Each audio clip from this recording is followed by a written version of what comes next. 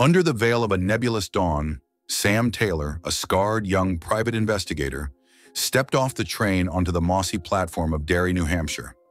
His tall silhouette, seemingly dwarfed by the sheer magnitude of silence that had blanketed the small town, bore an unmistakable determination. He was a man with a purpose, a beacon that defied the blurring boundaries between the gentle and the ghastly, the natural and the unnatural. Derry, cradled in the serenity of mundane lives and monotonous landscapes, was an enigma that belied its own quietude. Amidst the orderly clapboard houses, the stone-lined lanes, and the softly rustling leaves, a disquietude thrived, invisible yet palpable. It was as though the town held its breath, waiting for the unspoken and the unseen to be revealed. Wandering through the hushed streets, Sam made his way to the heart of the town, the old marketplace. He glanced up at the sign, Derry Pharmaceuticals, a monolith that loomed ominously over the quaint tableau of small businesses. At the local diner, Bertha's Breakfast, he slid onto the red vinyl stool and ordered coffee. He casually struck up a conversation with the waitress, a middle-aged woman named Lila. He artfully guided the dialogue towards the company, planting questions like seeds in the fertile soil of gossip. "Well, that old company," she began, wiping her hands on her apron, "has been around longer than most of us. I reckon they've had their share of rumors, like any other. Some folks say they're into unseemly business." The words hung in the air, chilling the warmth of their conversation. Lila's eyes, a pool of silenced stories, seemed to echo the town's unspoken fears. Yet the reticence on her part only deepened his resolve, as he gently prodded her, delicately navigating the labyrinth of her fear. As he returned to his temporary lodgings under the eerie glow of the moon, he could feel the town's unseen eyes watching him. He could perceive the uncertainty, the curiosity, the whispers that played out behind the drawn curtains. His intrusion had stirred the town's dormant anxiety, ruffling the surface of their camouflage secrets. Though kind, he had a steadfast resilience that had been forged through trials and tribulations. His past, marred by psychological abuse, had molded him into a relentless pursuer of truth. And in this strange town, truth seemed to be the most elusive resident. He retired to his small room, lying down on the squeaky bed, the hum of his thoughts filling the silence of the night. He stared at the ceiling, tracing the patterns of the peeling paint with his eyes, his mind busily connecting the invisible dots. "Ghosts of Derry," he muttered to himself, "I've come to hear your silence." The echo of his words dissipated into the chilly New Hampshire night. The slumbering town, a sentinel of secrets, whispered back in dreams and shadows, inviting him further into its enigmatic embrace.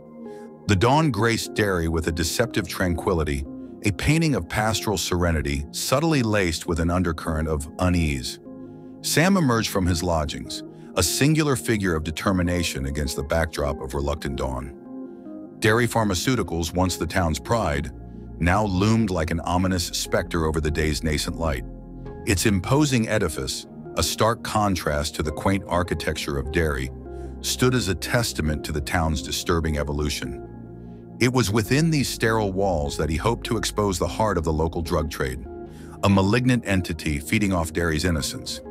He began his day with a visit to Derry's town hall, seeking public records, scrutinizing business permits, and poring over police reports. The labyrinth of bureaucracy was a task he was well accustomed to, a tedious dance of paper trails and red tape. His diligence was soon rewarded when he stumbled upon a series of permits granting the company extensive access to local resources. The details were cryptic, the language of legality laced with an ominous ambiguity. The document, while appearing banal on the surface, whispered tales of darkness, power, and insidious manipulation. As he dug deeper into the company's operations, he started noticing an unsettling pattern. It was the silence that surrounded the company's dealings, the unspoken agreement of ignorance that pervaded Derry's populace. It was as though the town was under a trance, their collective consciousness tethered to the company's whims. At the Rusty Anchor, the local watering hole, he met up with an old contact, a journalist named Nora. Their dialogue unfolded in the dim light of the bar, punctuated by the occasional clink of glasses and hushed whispers. Nora had been in town for a while, so her prying eyes and keen sense had already sensed Derry's peculiar dynamics. "People here, it's like they're sleepwalking," she confessed, sipping her whiskey. "They don't question, they just follow. And it all seems to circle back to Derry Pharmaceuticals." Her revelation struck a chord with Sam, his suspicions finding a voice in her words. The town, it seemed, was not just under the influence of the drug trade, but also ensnared in a psychological web spun by the company. Night fell, blanketing Derry in a veil of darkness, the moon casting long spectral shadows across the town.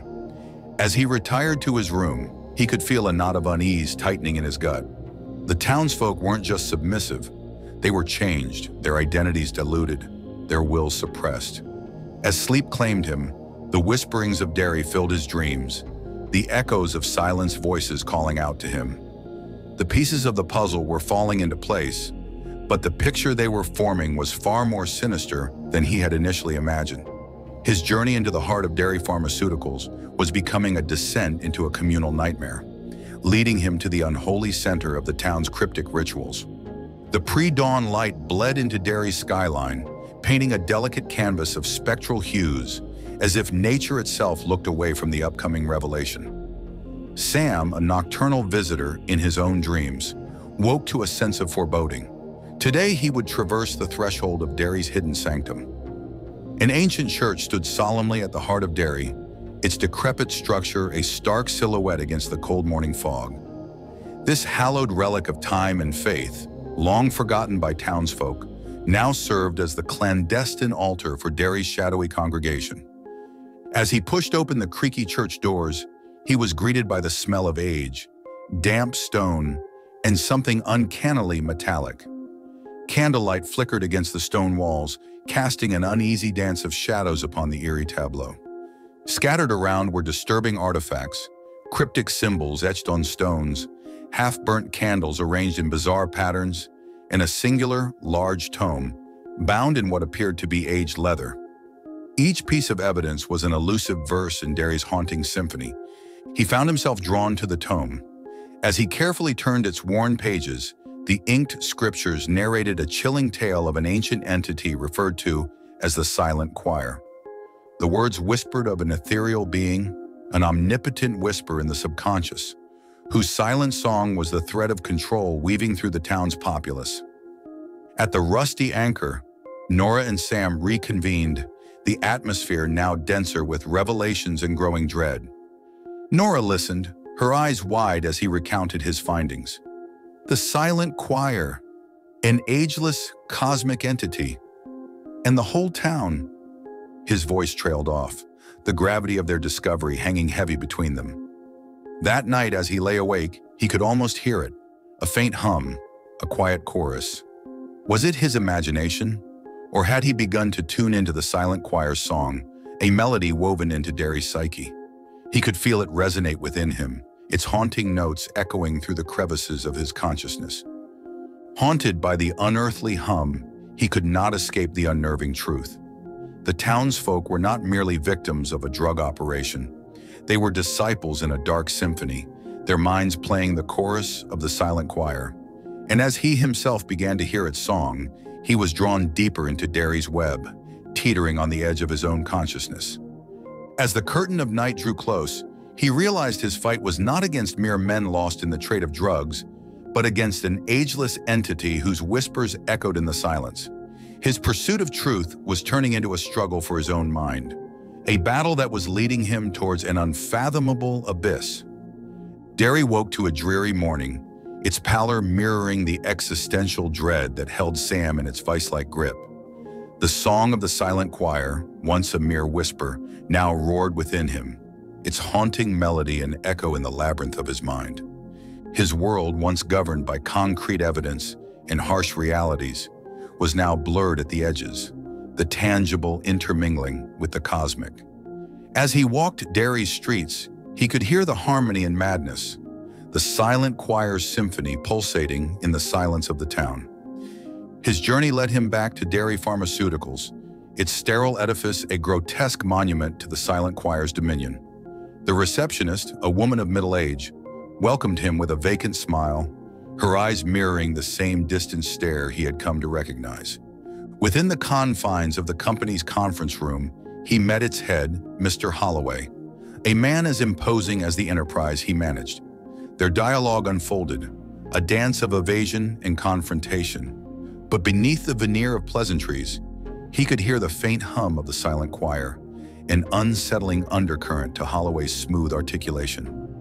That evening at the Rusty Anchor, Nora waited for Sam. Hours ticked by, the bartender gave her sympathetic glances, the patrons whispered, but Sam never came. Nora was left with a growing sense of dread, a chilling premonition of a terrible conclusion. The town of Derry slept under the silent choir's lullaby, the usual silence now a somber echo of a disturbing reality. Sam, consumed by the otherworldly melody, found himself at the forsaken church, standing before the shadowy altar. His mind teetered on the brink of madness, trapped in a discord between his inherent quest for truth and the eerie harmony of the choir's song. As the unholy hymn reached a crescendo within him, he surrendered to the inevitable. He was no longer an outsider to Derry's secret. He was now a part of its chorus, another voice in the symphony of the choir. His past, his pursuit of truth, his resilience all gave way to the cosmic entity's intoxicating melody. In his surrender, he found a twisted sense of peace, the dark embrace welcoming him into its fold. In the heart of Derry, the phantom chorus rang out, its haunting melody echoing through the labyrinth of the town's shared consciousness. Sam Taylor, the private investigator turned reluctant disciple, had fallen prey to the unfathomable. Derry slept on, a town forever caught in a haunting symphony, its every soul a note in the cosmic entity's timeless, terrifying song. We appreciate you tuning in. If you fancied the content, show your support with a like and subscribe. Hit the bell to keep up with our eerie adventures. Eldritch Tales Factory has plenty more to offer. Until next time.